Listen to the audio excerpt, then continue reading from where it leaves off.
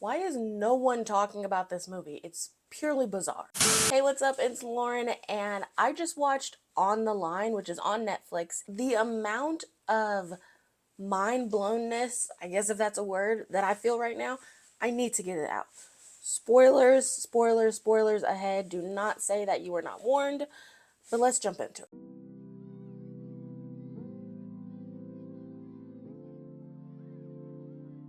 This movie opens with Mel Gibson's character, our main character, Elvis, giving his daughter goodnight kisses, giving her stuffed animal, tucking her into bed, doing dad duties. And then he moves on to his wife.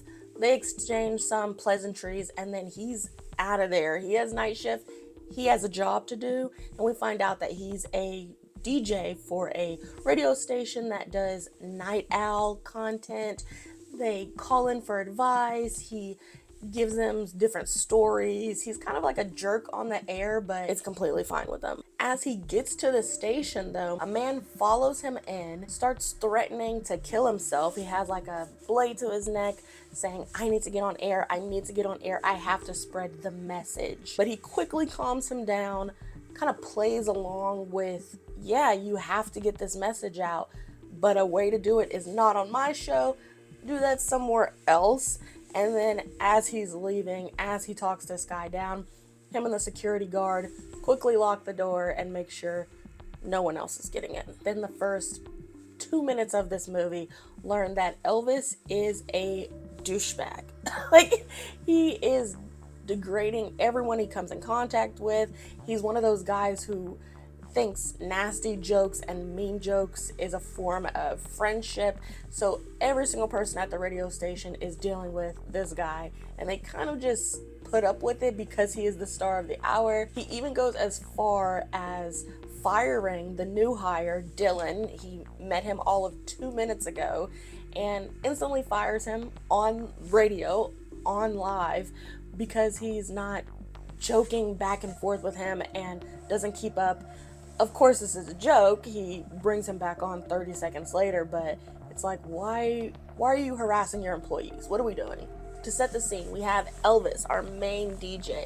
We have Mary, who is his switchboard operator. And then we have Dylan, who is the new employee. We go through about 4 or 5 callers. He's giving advice. They're asking about relationships and their jobs, typical stuff.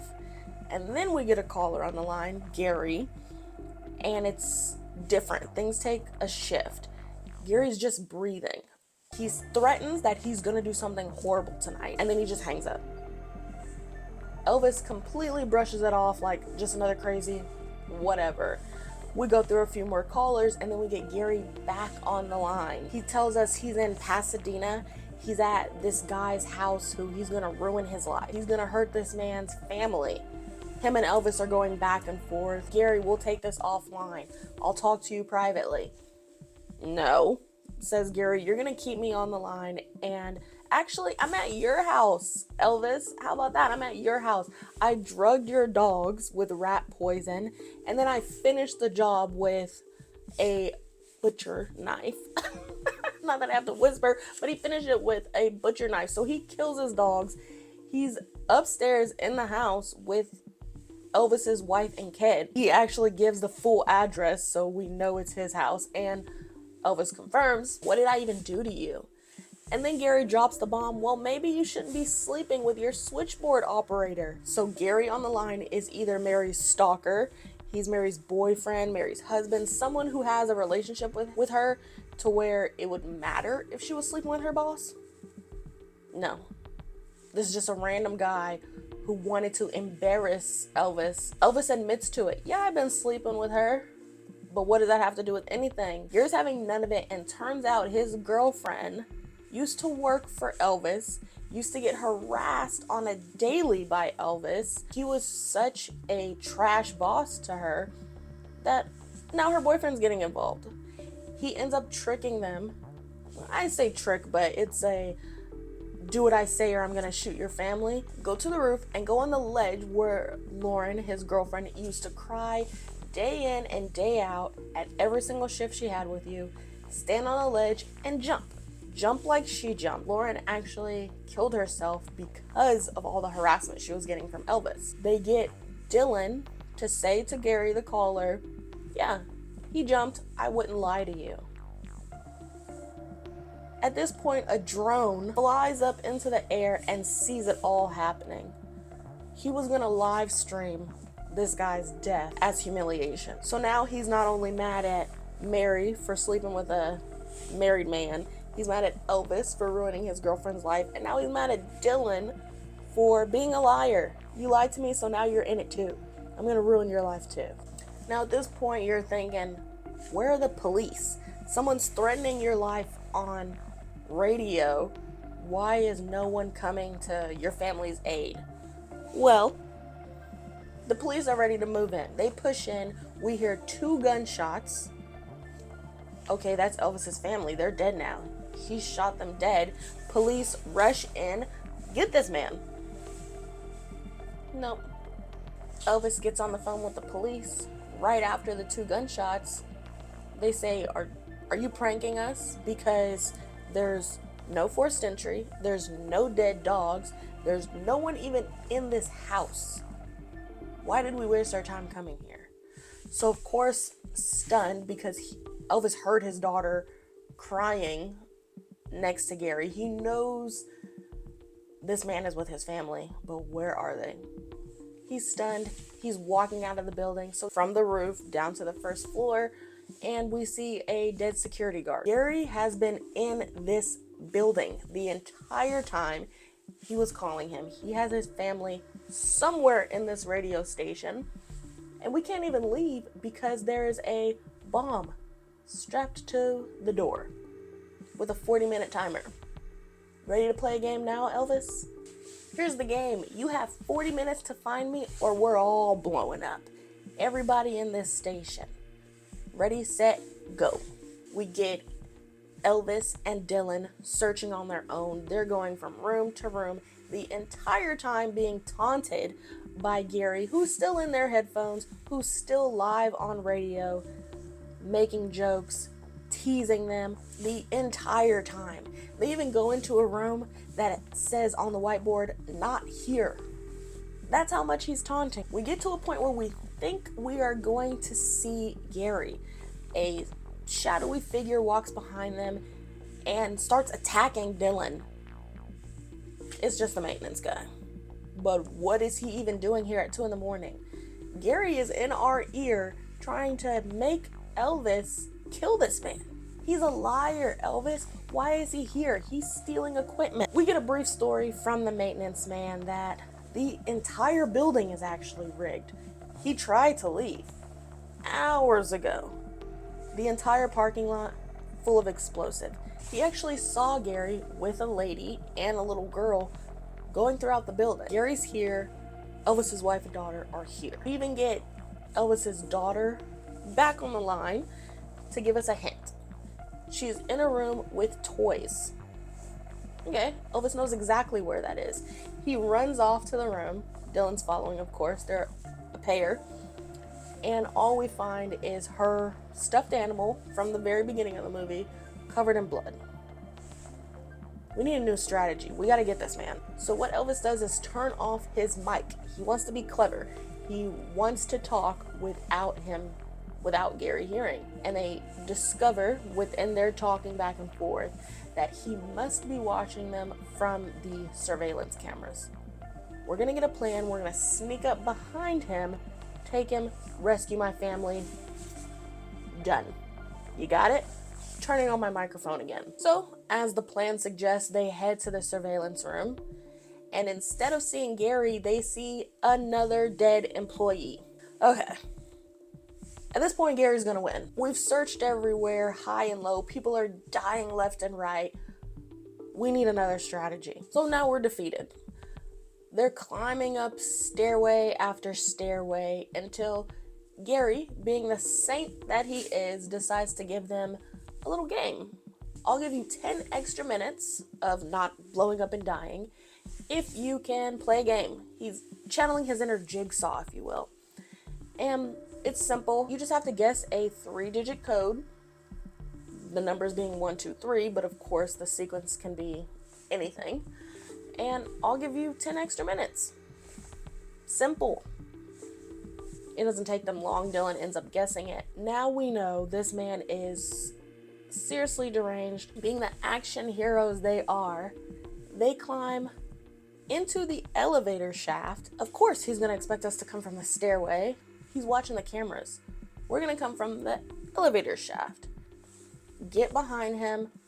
Save the day.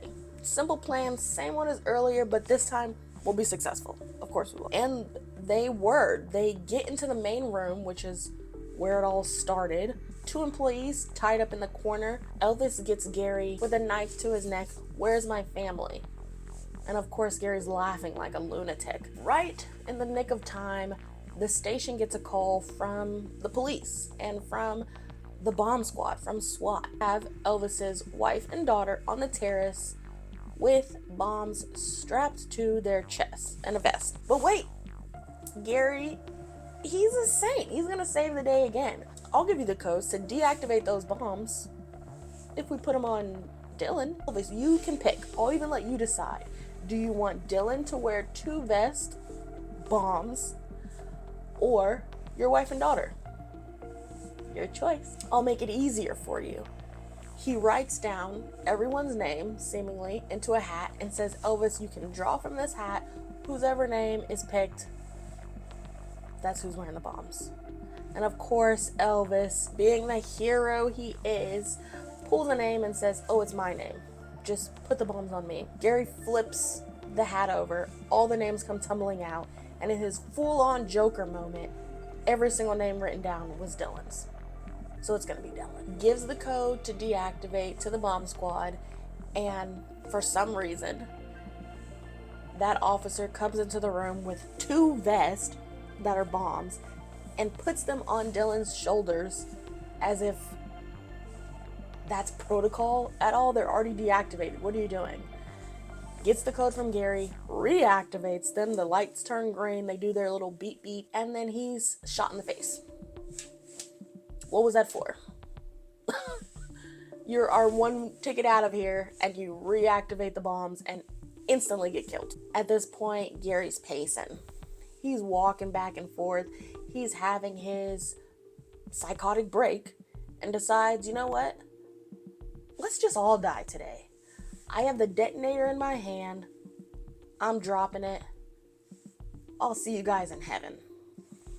Not that he's going. He drops it. It hits the ground and nothing happens. Instead, rage fills in me because everyone in the room, besides Dylan, starts cracking up laughing. They're dying of laughter at this point because it was all a prank. It was all a prank. We pranked the new guys. So Dylan, wearing 2 vests that he thinks are bombs, are really nothing. The main terrorist, Gary, is just a YouTube comedian. Mary's over there laughing. Every single dead employee that we thought we found comes into the room. The police, SWAT, bomb, negotiator, whatever their titles are, stands up off the ground. We even get a woman who was playing the voice of Elvis's daughter and wife come into the room, redoes the voice, and everyone is laughing. At this point, I almost turned off the movie because it was just too much for me. Dylan has not said a word. He's in shock. He's backing up out of the room, and they're telling him, come on, get on air. It's just a prank. We do this to all the new guys. It's fine. You're overreacting. He's backing out of the room. They're 10 people deep, walking behind him, walking in front of him, and he hasn't said a word. He goes to leave the stairwell and just get out of all of this because it's obviously overwhelming. This man trips going down the stairs, bonks himself on the head with a giant pipe that was in the stairwell, and instantly dies. So it was all for nothing. You played this prank on a new kid, and now he's dead. Blood dripping from his head. Elvis is hysterical. He's just staring at a wall, crying, shaking. Walks out of the studio. He's told that his lawyer will be in contact with him. There's press and reporters waiting outside. You're not fired because your career is over. As he's walking out, his boss drives up, taunting him some more, saying, "You ruined this station, you ruined your career, and that young kid is dead because of you, Elvis. It's because of you. Why do you do this all the time? Why do you go so far?" He tries to walk off. Get in the van. Get in the car. There's reporters out there. I don't need this kind of press for the station. Just get in the car. There's a radio broadcast going on reporting that something happened at this studio, that it has spread. News has spread, something's happening. We hear the news report say, "I hear Elvis is listening and I have a message for him. Happy birthday."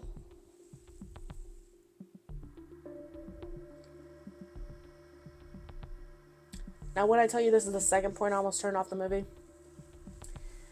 Happy birthday, they say. And you know who the driver is? It's Dylan. Dylan's not dead.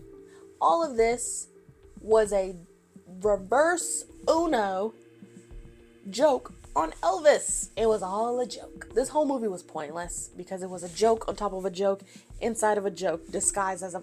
It was ridiculous. And Dylan's not even a radio guy. He's a stuntman, which is how it was so successful. And the final lines of the movie, Elvis just swears that he'll get revenge. And he says, "I'll see you guys tomorrow." Credits roll. The screen turns black because at this point, I'm just looking at my reflection, pissed off, and thinking, why did I waste 90 minutes of my life on this movie? So you can understand why I was frustrated, hopefully. But why is no one talking about this movie? I have heard no chatter, and it's probably because everyone is too angry about the ending, about all the twist on top of a twist on top of a twist. Do not waste your time. Netflix has thousands of titles in their catalogs. This is not one that we should be wasting our time on. This was a prank ultimately on the viewer, and I'm mad. But did this movie sound interesting to you? I personally haven't seen Mel Gibson in anything in a while, so I was excited to see him, and then he went and did this. So I think he's officially on my hate list, but that's neither here nor there. Have you seen this movie? If you did you guess the twist or the other twist or the third twist before I did? And if so, tell me down in the comments below what your breaking point was. Let me know your thoughts down below. Make sure to share this video so that way, as a collective society, no one has to watch this, or at least not be warned about watching this. And make sure to turn those notifications on so that way you know the next time I watch something, so you don't have to, or that you just want to hear me vent about. Till next time, peace.